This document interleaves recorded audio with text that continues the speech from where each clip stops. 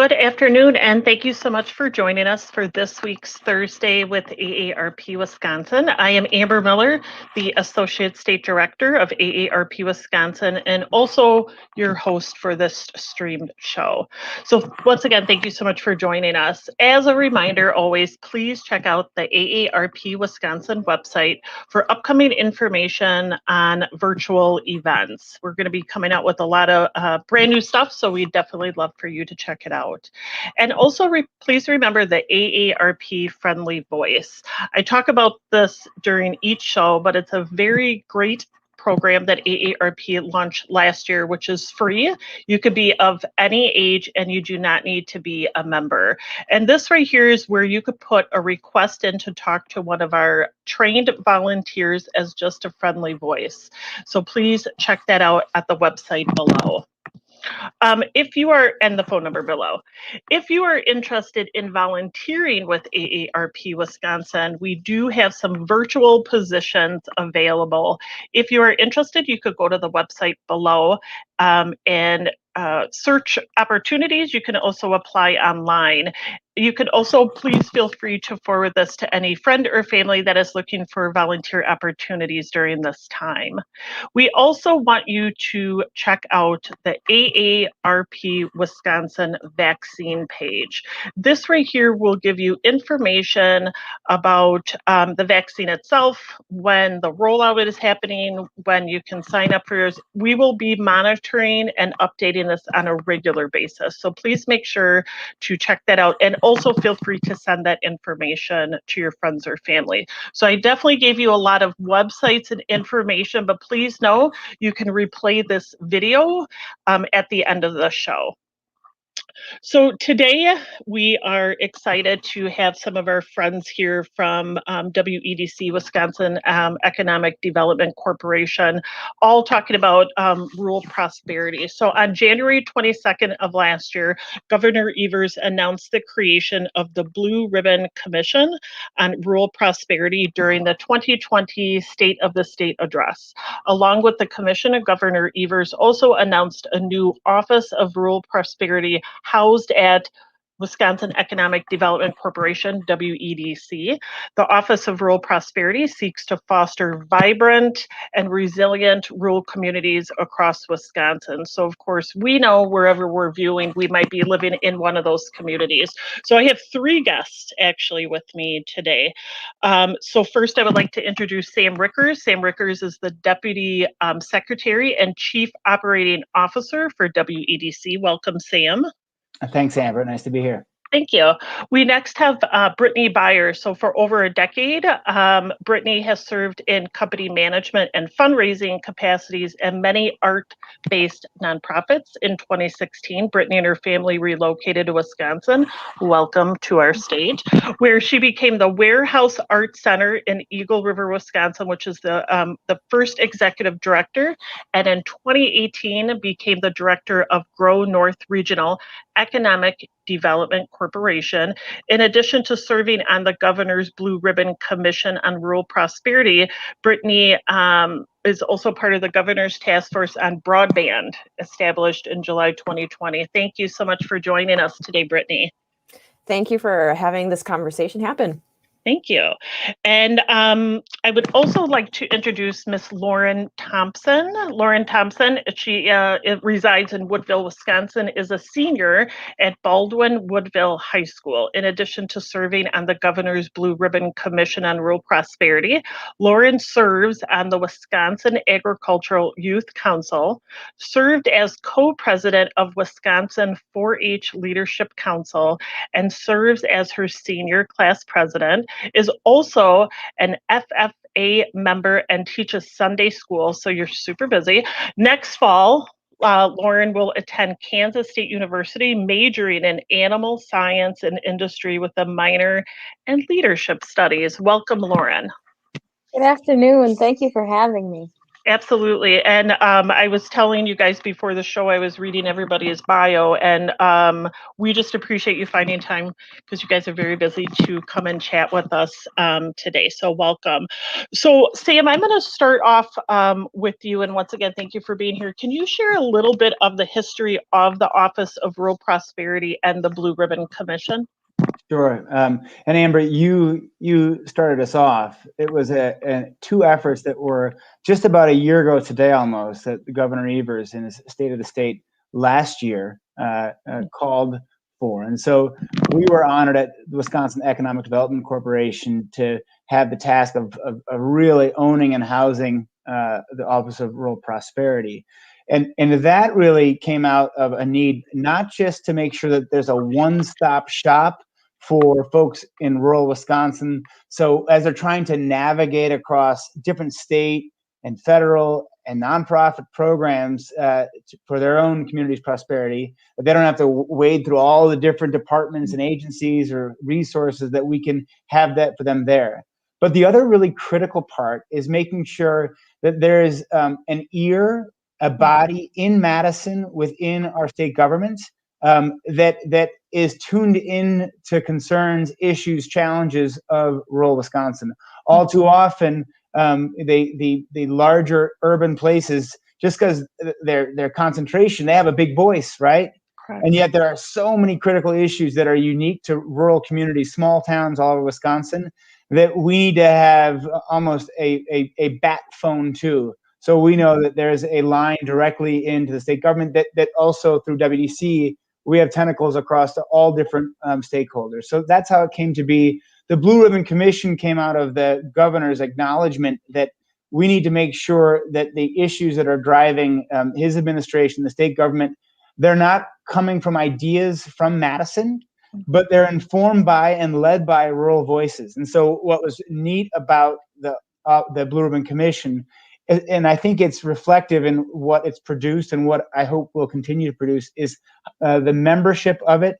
There are really important associations and advocate groups all across Wisconsin for rural issues. The members of this commission aren't the heads of those associations, however. Mm-hmm. The members of the Blue Ribbon Commission are teachers and economic developers and students and mental health experts and owners of businesses and folks who are, you could imagine, as what happens in small towns all across Wisconsin is when you solve problems or figure it out, you all come around a kitchen table often, and you bring those kind of folks to solve problems. And that's what I think you'll hear when you hear from a couple of perspectives today of our two commissioners here with Lauren and Brittany. I think you'll see across all of the commissioners. Absolutely. And Sam, I know there was a report that came out. I happened to review it. It's such a well done report, and I think it really does give a voice to the rural community, knowing that they're being heard and that there's issues not just in urban areas, but also all around the state. Yeah, and I'll let Brittany and Lauren talk about that report, but I'll just preface it by that report didn't come from the 12 commissioners and their experiences. The commissioners convened 3 conversations with commissioners. They received 45 written public comments and held separately 25 individual stakeholder meetings. And so what I think you'll see in that report are the voices of rural Wisconsin coming through our commissioners. And that was published in December. And I'm glad, and I hope, and I can put it into the chat, or maybe you can, a link to it. I can do it while you're asking other questions, but I'll put a link to that in this chat box now. Okay, great. And our producer, Darren, will make sure that we get that up on the screen.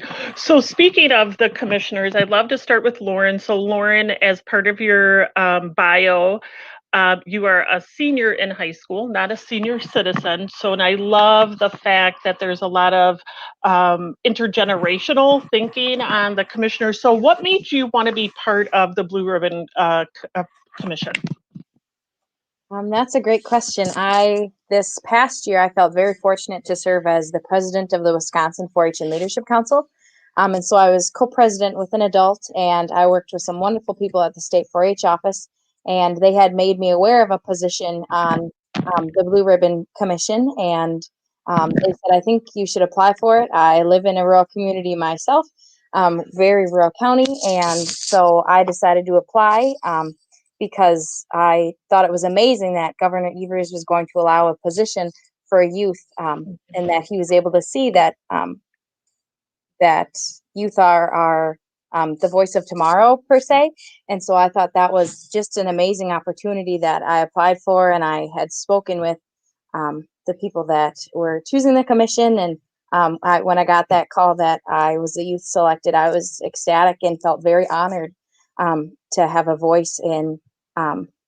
I feel very fortunate from where I'm from that I've been given a voice at a lot of the kitchen tables, per se, in my own community. And I just really wanted to give that to others that are youth, and hope to continue that as part of my work on the commission and the report and going forward. And so that's kind of how I ended up on the commission, and I'm so very thankful.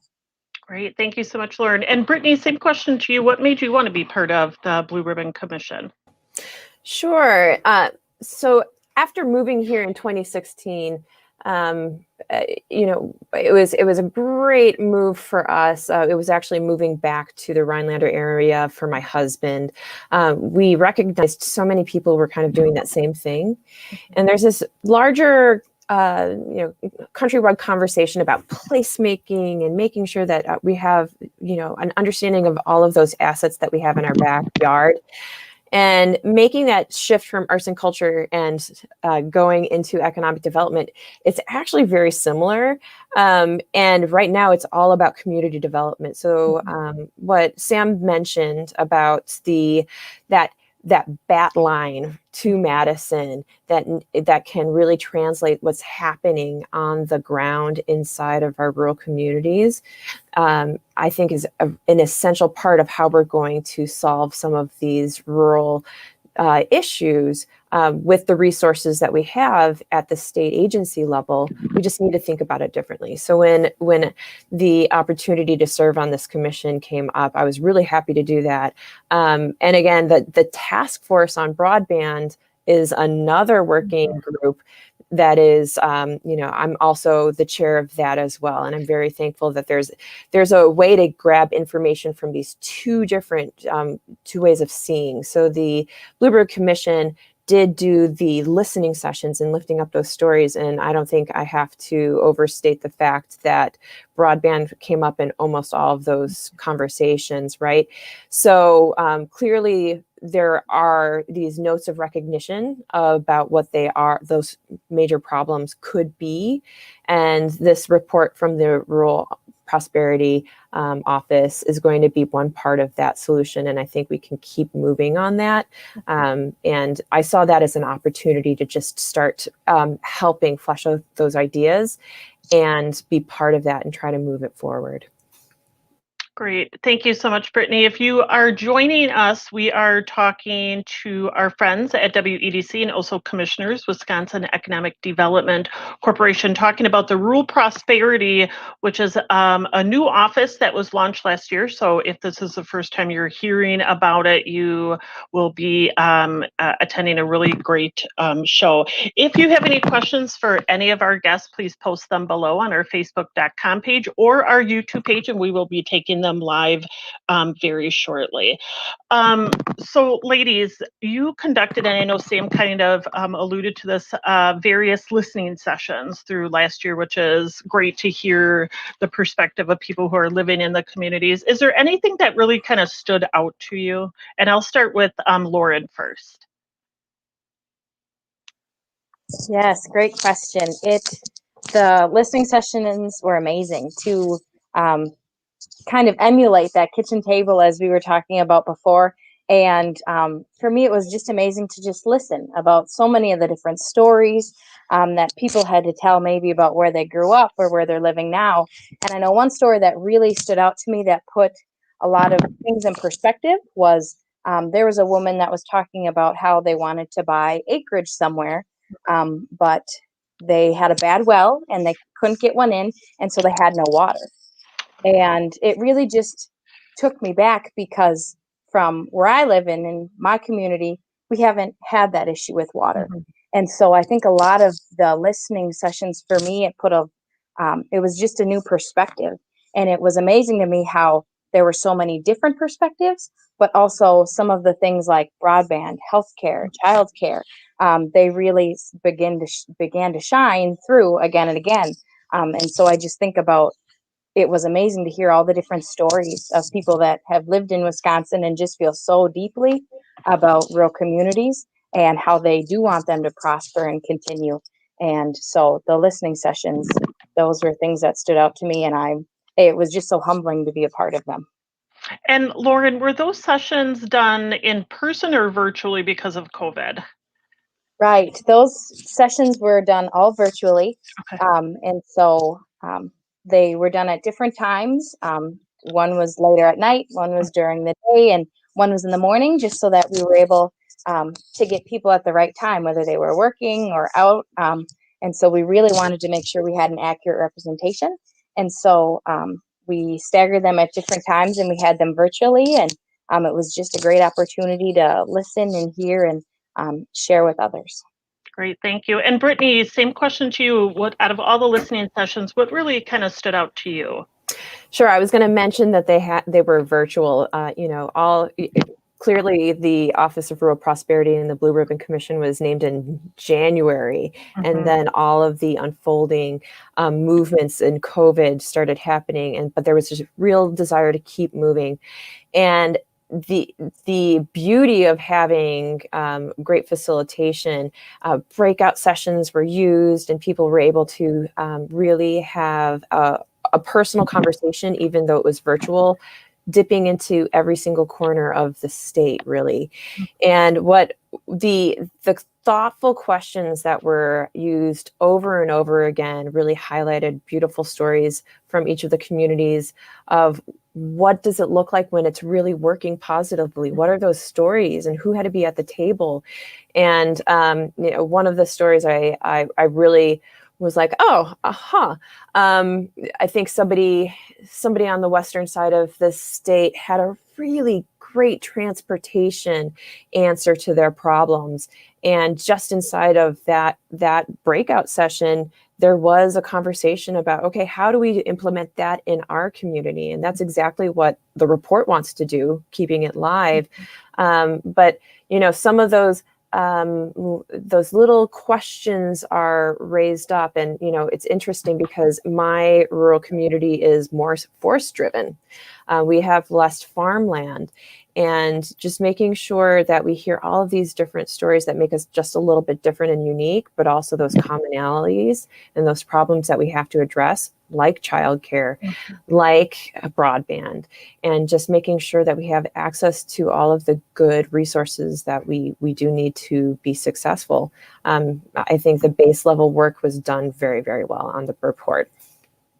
And Brittany, I find it, because we hear a lot about this through AARP Wisconsin, a lot of what you're talking about, but the broadband being a huge issue. I know this is kind of like a catch-22, but did you find that it was hard to do the listening sessions via internet if there were broadband issues, or did you hear any feedback on that? I think that was carefully addressed in the fact that people could go onto the website and submit their answers. They could probably mail them in. They could phone them in. So there was an understanding that there could be that barrier. And even for connectivity, I think we've all gotten really good at virtual sessions. We know to turn off our cameras if we need to. So for the most part, they went pretty smoothly. I've been part of conversations about these issues, and people telling the stories of, I'm right now in the corner of my house trying to get satellite, and my backup is a hotspot, and sometimes that goes out. We hear that all the time, but I think the amount of participation really showed us the interest in this issue. And when I was reviewing the report, which might add, it's very just well put together. There was a lot that I felt like correlated with the AARP Wisconsin livable communities, which is, the walkability, green space, transportation. So the report itself, I feel like, does just a really amazing job at looking into the future and seeing how there's different ways that the communities maybe could address some of the issues. So if one of you would be so kind to maybe just kind of walk through the report that was just up on maybe some of the key points, if somebody is looking to download that. And I do know that our producer Darren put up the website, but if any of you would like to make just a couple comments on the report. I'll just jump in real quickly to lead this off. Yeah. I think what you'll hear, the report has 10 cross-cutting recommendations that the commissioners, after listening to all this, put out there. And so I think as you look at the 10 cross-cutting recommendations, those are in the first couple pages of it. Those are interesting to look at. I would argue that the commissioners are less beholden to those specific 10 recommendations, because really the incredible value within the report are all the different voices that come out. And so the commission, I was really impressed with the commission making sure not just to say, hey, here are the 10 things we think we should be talking that should be leading this. It's our job also to communicate what we heard. So even if it wasn't the commission's top idea, there was great care given to make sure across a whole host of issues, a variety of perspectives were heard and given and reported on. And so certainly check out the 10 cross-cutting recommendations. They're important, they're valuable. Brittany and Lauren talked about key things that came up over and over again, from broadband to childcare to healthcare to transportation. Interesting, what a bottom line recommendation came that there are so many good ideas coming out of rural communities, and there is no one rural. I think that's one of the 10 recommendations.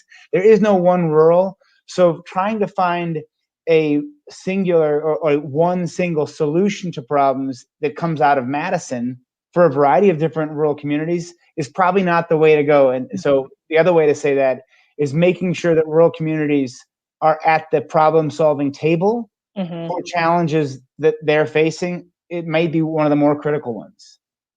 No, those, yeah, that's definitely good points. And as you guys know, AARP, of course, focuses a lot on like 50 and older. So with our population aging every day, how do those rural citizens, especially over the age of 50, factor into the prosperity of the various regions? So maybe if you could talk a little bit about that. And Brittany, I think I'm going to start with you. Sure. I unmuted myself wanting to jump in on that one. So I live in the North Woods, and, in Wisconsin, it's recognized as a place where a lot of people find a great choice to retire, So our communities just have this attraction quality for that time in your life, right? There's a lot of second home owners, but there's also individuals that are moving back with their families and things like that. And that's all about place and how we value what we have. Also the report brought up, our natural resources are our attractor, and they're kind of what makes us who we are. And one of the other things specifically for the community that really speaks to AARP is, we, again, thinking about those really active retirees, there's a lot of knowledge inside of that community. And how do we make sure that we give ample opportunities for them to impart their wisdom onto the next generation? So I'll just use economic development as the lens, so there's lots of resources like SCORE and things like that you can access, but we're so far north that there's not an active chapter right here. So sometimes those resources don't get all the way up to us. And what that really calls to is not only volunteering to be part of SCORE, but you might have to take a leadership role inside of this to make sure that it happens. And that was also mentioned in the report as well. Like there's a need and there's room for people to become leaders in their communities to make them even stronger and thrive going forward. And I think that's the real message to bring forth on that issue. Great, thank you. And Lauren, did you have anything to add?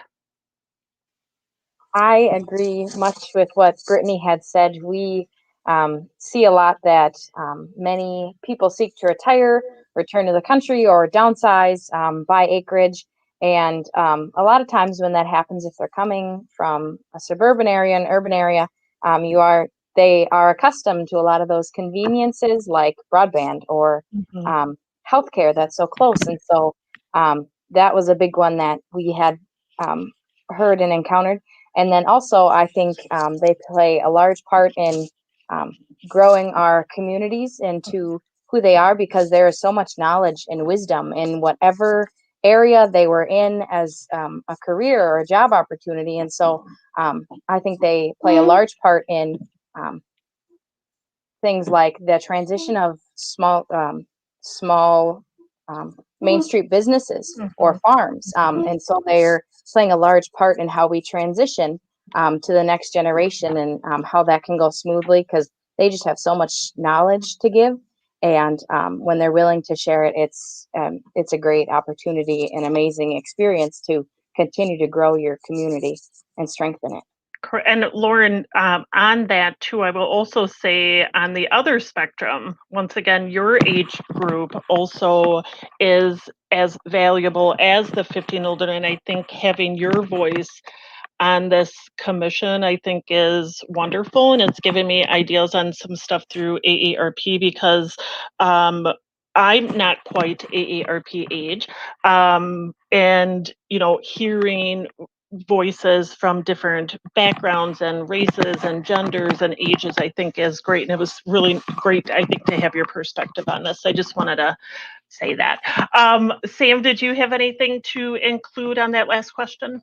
I'll just add, taking up something you just noted that Lauren represents, is that rural Wisconsin is filled with a bunch of working age people, manufacturers, farmers, teachers, school kids. It's got retired folks. It has a bunch of folks. Think of all of our Native American tribes and reservations. Those are all rural. Rural Wisconsin is filled with Native Americans. Rural Wisconsin is filled with a bunch of diverse people. There are lots of Latinx people, different parts, and they had really strong voices, whether they're running businesses in small towns, part of our agricultural world. We had one of our members was a member of the Hmong community, and he was from Jefferson County, and a farmer there. And so when you start to peel back the layers of the rural Wisconsin onion, it's so awesomely diverse in like all meanings of that word diverse. And so I can only imagine, Amber, that AARP and its membership, follows that same trend. Absolutely. No, it really does. This was, I think, just very eye-opening, and I just encourage all of our viewers, if you have yet to even look at the website, or this was the first time you've even heard of this department, to definitely take a look at that report. And it looks like we do have a question from one of our viewers we're going to bring up. So access to healthcare services and facilities in much of rural Wisconsin is a serious problem. What is the plan for this issue? And I will open that up for whom would like to speak on that. I guess I can take this. I think the report does a lot of raising the awareness of the issues. We don't necessarily have the plan, and I think that's the desire for the commission to keep working on it. We'll probably, hopefully tackle one issue one after another and make recommendations going further. But, I would say, telemedicine is going to be really large as part of the solution. But also making sure that we have individuals that are set up so that they can move into rural communities to provide healthcare. There's a lot of need up by us for doctors in the area, just to make sure. So we need to build partnerships, and quite frankly, the next generation could be part of the solution with that. So making sure that we're making the individuals who are graduating from schools in an area, making sure that they know that there are some pretty great paying jobs in their backyard, so they don't have to go away, or they could go to school and return, and really play a part inside of their community. Those are things that we're working on. But I think that's an answer that multiple rural communities could be working on. Great. I want to thank you guys. I probably could talk to you for another half hour. I want to thank each of you, Lauren and Brittany and Sam, for joining us today. I think this show will be very eye-opening to a lot of our viewers who didn't even know about the department, didn't know about this report, and just taking the time to, review it. Even if you're living in an urban city, when I was reading it, I actually was like, wow, I live in Milwaukee. It's like, wow, maybe that's something we could do in Milwaukee, or maybe that's something we consider. So I want to thank you guys so much for your time today. I really appreciate it. And Lauren, once again, I love that you're part of the commission. I do think your age group needs to be heard more. So thank you so much for being here, ladies. And thank you so much for joining us today. For next Thursday's show, it's going to be on everybody's favorite topic, which is embracing winter.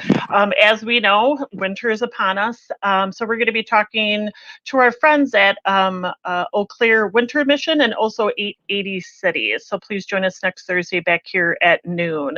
Also, we have some upcoming events. I always like to talk about those, that managing debt, virtual trivia, livable communities. There's a couple movies for grown-ups, and of course, protecting loved ones from financial scams and frauds, which is really important.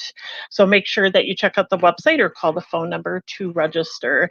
And once again, I want to thank everybody for attending the show. Please make sure to share this video on your facebook.com page or cut and paste it from our YouTube page. And please make sure also to subscribe to our YouTube page. We're going to be launching some new content that might be of interest to you. So thank you so much for joining us today, and thank you, ladies. Take care.